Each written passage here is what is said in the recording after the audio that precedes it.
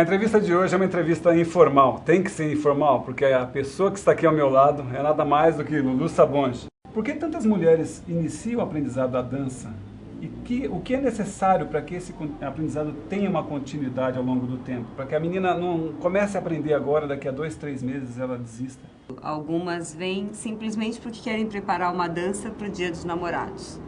Ou está casada há 20 anos, quer fazer uma surpresa para o marido e a gente deseja sorte para ela.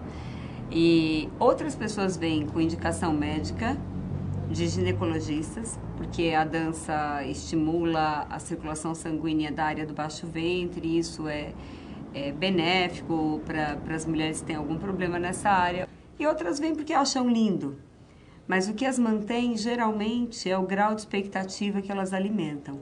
Porque aquelas que vêm para se divertir e acham que é muito fácil, saem depois de 4 meses. Se você fosse fazer uma análise hoje, em que ponto você acredita que está a dança do ventre no Brasil?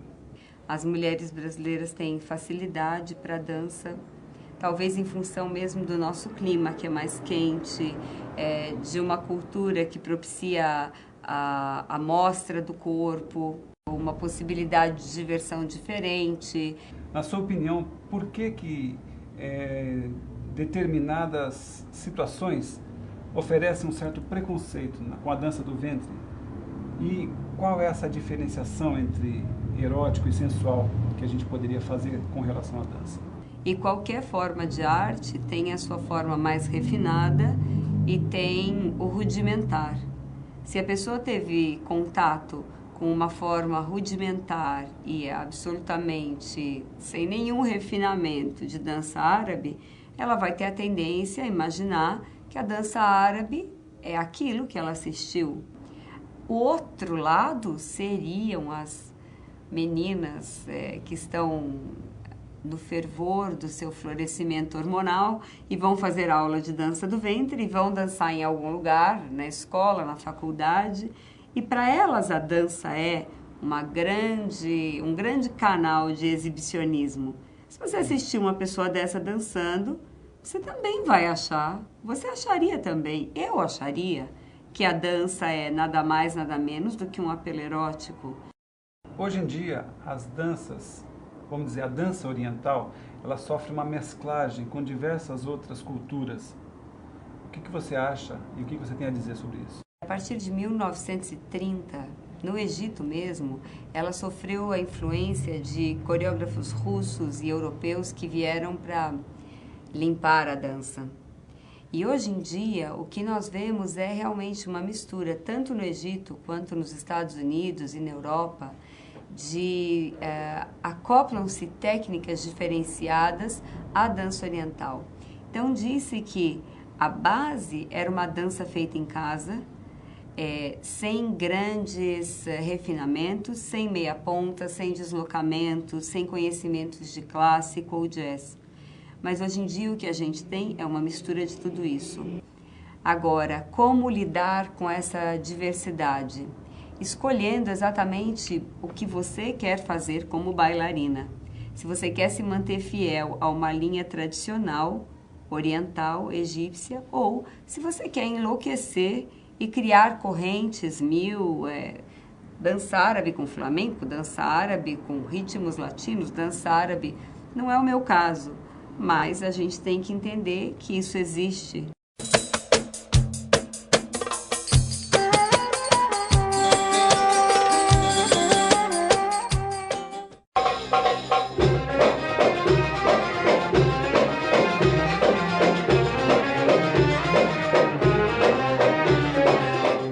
Eu considero como os erros mais comuns e que podem entravar o seu crescimento, o desabrochar da sua técnica, enfim, quais os problemas que você deve afastar.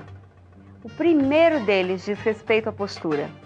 Para começar, que você tem que ter uma linha harmônica da cabeça até a ponta do pé. Imagina, por exemplo, o básico egípcio aqui.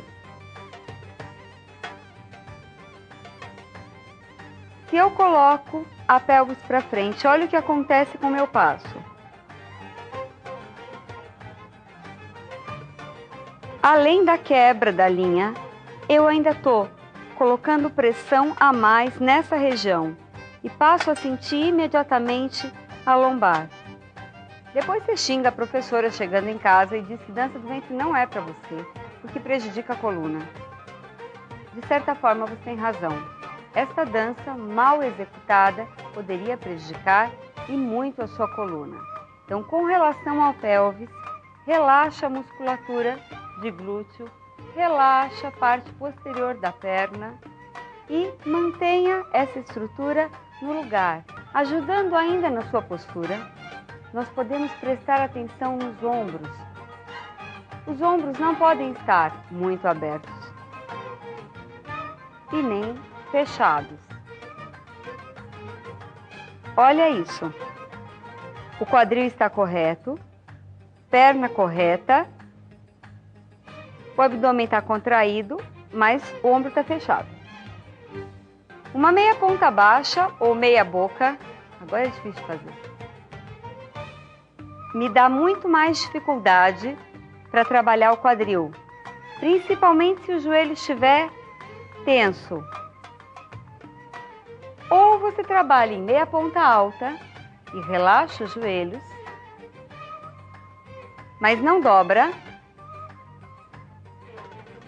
Isso aqui, além de doer muito a perna e prejudicar o seu joelho, cansa muito mais e deixa as baixinhas mais baixinhas ainda, o que a gente não quer. Lá em cima.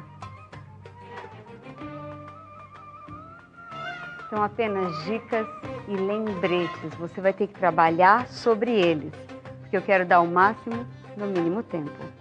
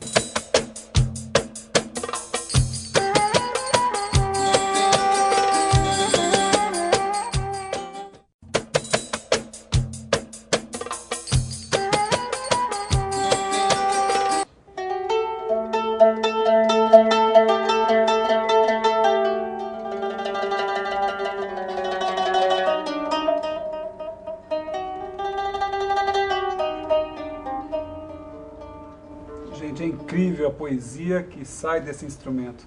Para aqueles que não conhecem, este é o Anun. E nós estamos aqui na presença do Cláudio Cairuz, que é um dos grandes tocadores de Anun no Brasil, se não for o único, né, Cláudio? Isso, que eu acho que sou o único, Você é o único, pelo menos né? que eu conheço. Diz pra mim, conta um pouquinho sobre a história do que é o Anun pra gente. O Anun, ou Kanun no árabe clássico, né, é assim a pronúncia, ele, dados históricos sobre esses instrumentos muito antigos, é difícil você arrumar com precisão. Começa a ter algumas citações por volta do ano de 600, mais ou menos. Mas historiadores já falaram que encontraram alguma coisa dos seus formatos iniciais até antes de Cristo. Então a gente sempre fala por volta de 2000 anos. Por 2000 anos. É. Esse instrumento que você tem, eu vejo que ele é trabalhado, tudo, ele veio da onde? Esse aqui veio da Síria, em Alepo. Foi feito em Alepo. Que coisa maravilhosa. E quantas cordas tem? 78. Explica pra gente um pouquinho como é que funciona essa magia dos dedos aqui. O Anun, se você até, para ter uma ideia, ele pode ser considerado como um bisavô do piano. Porque ele lembra, assim, essa parte lembra a parte interna de um piano. Inclusive essa parte das chaves, as cordas triplas, né? Cada nota são feitas por cordas triplas. E as escalas, a única coisa você tempera, você prepara os modos orientais de acordo com a música.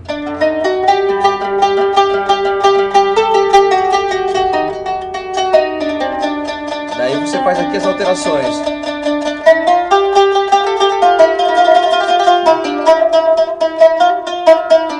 Interessante. Essas chaves de metal foi a última alteração feita no instrumento, apenas como curiosidade, há mais ou menos 200 anos pelos turcos. Eu tive a oportunidade de ver o Cláudio tocando uma vez para Lulu, num show.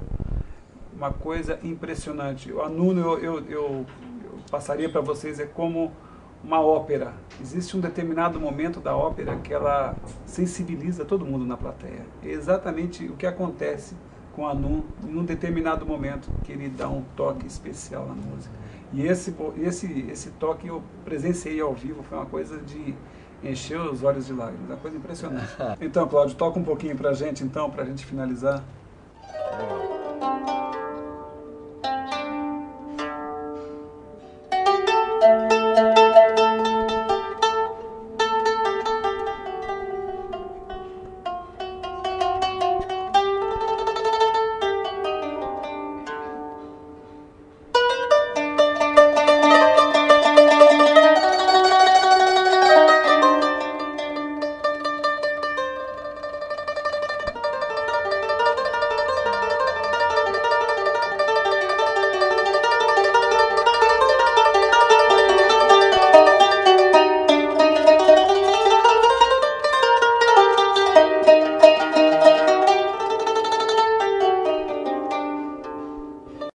Nosso muito obrigado, Cláudio Cairuz. Obrigado a você. Venha sempre.